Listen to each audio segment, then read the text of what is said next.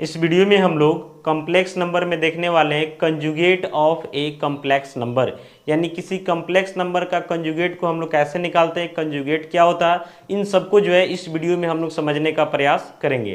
तो आइए सबसे पहले जो है हम अपना टॉपिक हेडिंग करते हैं। तो टॉपिक हमारा है conjugate of a complex number, conjugate of a complex number. तो पहले इस पे जो कंसेप्ट है उसको हम क्लियर करते हैं और इसके बाद जो है इस पे कुछ एग्जांपल देंगे ताकि आपको कंजुगेट जो है समझ में आ जाए। तो यहाँ पे सबसे पहले हम लिखेंगे कि सपोज एक कॉम्प्लेक्स नंबर हम मानते हैं z equal to A plus iota B, यानी suppose z equal to A plus iota B is any complex number, यानी हमारा ही कोई कॉम्प्लेक्स नंबर हो गया। अब आपको पता होगा कि इस कॉम्प्लेक्स नंबर में जो है हम लोग ए को जो है रियल पार्ट ऑफ जेड बोलते हैं, बी को इमेजिनरी पार्ट ऑफ जेड बोलते हैं, जो कोई भी रियल नंबर हो सकता है, और आई का मतलब होता है स्क्वायर रूट ऑफ -1।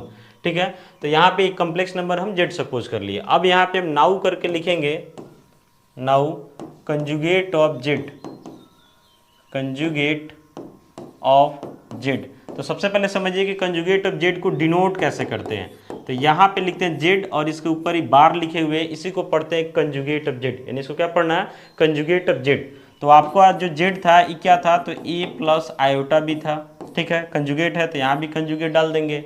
तो यहाँ से क्या हो जाता है कि जेड का कंजुगेट जो है, अगर ए प्लस आयोटा भी जेड है तो इसका कंजुगेट ए माइनस आयोटा भी हो जाता है। यानी कुल मिलाकर के ऐसा समझिए कि कोई भी कॉम्प्लेक्स नंबर का अगर हम कंजुगेट निकालते हैं तो उसके रियल पार्ट में जो है कोई छेड़छाड़ नहीं करना, बस इमेजिनरी पार्ट का जो साइन होता है ना उसको चेंज कर देना है।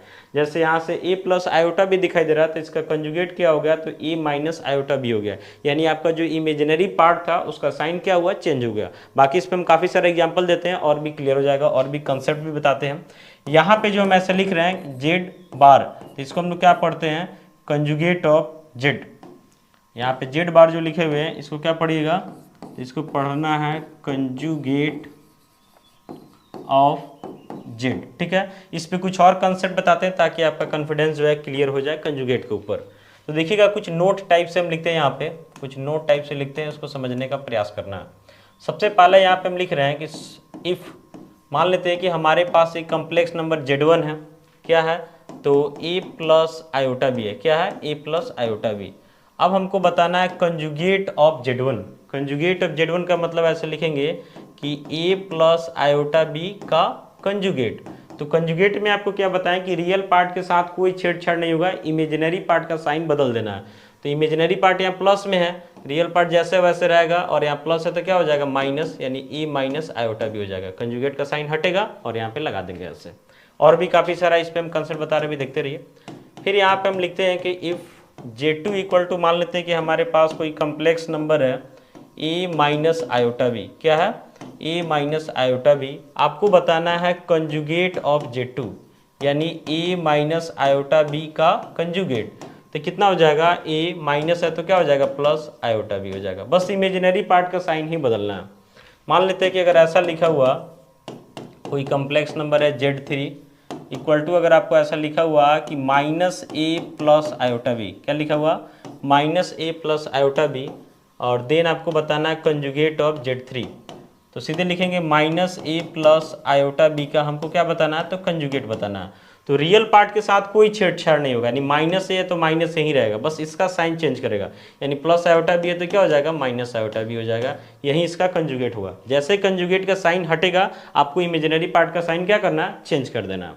इसके बाद मान लेते हैं कि अगर ऐसा आपको दे दिया जाता है कि Z4 है एक कम्प्लेक्स नंबर Z4 माइनस ए माइनस आयोटा बी, माइनस ए माइनस आयोटा बी, और देन आपसे पूछा जाता है कि Z4 का कंजुगेट बताइए, तो लिखेंगे माइनस ए माइनस आयोटा बी का कंजुगेट।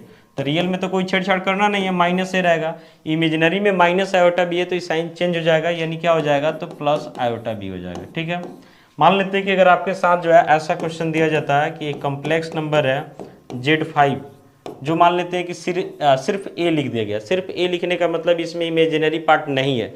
इमेजिनरी पार्ट नहीं होने का मतलब समझ सकते हैं कि इमेजिनरी पार्ट 0 है, यानी ऐसा समझ सकते हैं कि प्योरली रियल नंबर है। और तब आपसे पूछता है कि अब आप इसका कंजुगेट बताइए, यानी कंजुगेट ऑफ Z5 बताइए। यानी ए का कंजुगेट हो जाएगा। तो ए आपका कंप्लीट रियल है, कोई इमेजिनरी पार्ट नहीं है, तो इसका साइन कोई चेंज नहीं करेगा, ए का यही रह जाएगा। चूंकि आपको बताया कि कंजुगेट में इमेजिनरी पार्ट का साइन बदलता है, तो ये तो आपका पॉजिटिव है तो पॉजिटिव रहेगा, इमेजिनरी तो इसमें है ही नहीं।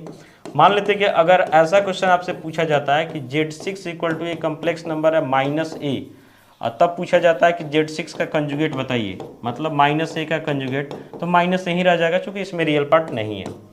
अगर आपसे ऐसा बोला जाता है कंजुगेट ऑफ Z7, मान लेते हैं यहाँ पे सॉरी Z7 एक कम्प्लेक्स नंबर है आयोटा b, और देन आपसे पूछा जाता है कि इसका जो है कंजुगेट बताइए Z7 का, यानी कि आयोटा b का कंजुगेट, तो इसमें कोई रियल पार्ट नहीं है, यानी कंप्लीट इमेजिनरी है, यानी इसको प्योरली इमेजिनरी बोल सकते हैं। तो यहाँ पे इसका साइन क्या है, प्लस, तो ये माइनस में हो जाएगा आयोटा b, चूंकि इमेजिनरी पार्ट का ही बदलना है, रियल पार्ट का साइन नहीं बदलना है। लास्ट एक और इसमें है 8वां नंबर में जो है, जैसे यहाँ पे आपको हम देते हैं कि कम्प्लेक्स नंबर Z8 है माइनस आयोटा b, और देन आपसे बोलते हैं कि अब आप इसका कंजुगेट बताइए Z8 का, यानी माइनस आयोटा b का कंजुगेट, तो सीधे हो जाएगा प्लस आयोटा b। तो इस तरीका से जो है कहीं ना कहीं हम लोग कंजुगेट के बेसिस पे काम करते हैं। बाकी कुछ न्यूमेरिकल वैल्यू लेकर के आपको एग्जांपल दे देते हैं और क्लियर हो जाएगा। यहाँ पे समझिएगा ध्यान से, जैसे आपको एक कम्प्लेक्स नंबर दिया गया, मान लेते हैं कि यहाँ पे एक Z1 कम्प्लेक्स नंबर दे दिया 3 + 4 आयोटा, और आपको जो है इसका कंजुगेट बताना है। क्या बताना है, कंजुगेट बताना है। तो सीधे लिखेंगे 3 + 4 आयोटा का कंजुगेट, तो कितना हो जाएगा, तो 3 - 4 आयोटा हो जाएगा। ठीक है, कुछ और एग्जांपल देते हैं। जैसे मान लेते हैं यहाँ पे हम लिख रहे हैं कि if Z2 equal to a complex number लिख रहे हैं 7/2 - 9 आयोटा, 7/2 - 9 आयोटा, और आपको इसका कंजुगेट बताना है। 7/2 - 9 आयोटा का क्या बताना है, कंजुगेट, तो कितना हो जाएगा, तो 7/2 - 9 आयोटा, तो +9 आयोटा हो जाएगा। एक चीज़ ध्यान रखिएगा कि किसी भी कम्प्लेक्स नंबर का कंजुगेट बताने के पहले जरूरी है कि कम्प्लेक्स नंबर स्टैंडर्ड फॉर्म में होना चाहिए। स्टैंडर्ड फॉर्म में होने का मतलब होता है कि a + आयोटा b के रूप में कोई कम्प्लेक्स नंबर होगा, तभी जो है आप उसके कंजुगेट को बता सकते हैं। अगर स्टैंडर्ड फॉर्म में नहीं है तो पहले हम लोग जो है उसको क्या करते हैं, स्टैंडर्ड फॉर्म में चेंज करते हैं और उसके बाद ही कंजुगेट बताते हैं। डायरेक्ट अगर ऐसे बताते हैं तो क्वेश्चन आपका गलत होगा, ये ध्यान रखिएगा, यानी आंसर गलत होगा, क्वेश्चन नहीं। यहाँ पे मान लेते हैं कि आपके पास एक कम्प्लेक्स नंबर Z3 दिया हुआ सीधे 19, और तब पूछ रहा है कि Z3 का क्या बताइए, कंजुगेट बताइए। तो यहाँ पे Z3 जो है कंप्लीट आपका रियल है, तो इसलिए 19 ही रह जाएगा, इसमें कोई इमेजिनरी पार्ट है ही नहीं, इसलिए चेंज नहीं करेगा। मान लेते हैं यहाँ पे एक कम्प्लेक्स नंबर Z4 आपको दे दिया √2 आयोटा, और तब आपसे पूछता है कि अब आप इसका जो है कंजुगेट बताइए। तो √2 आयोटा का कंजुगेट यानी क्या हो जाएगा, तो -√2 आयोटा हो जाएगा।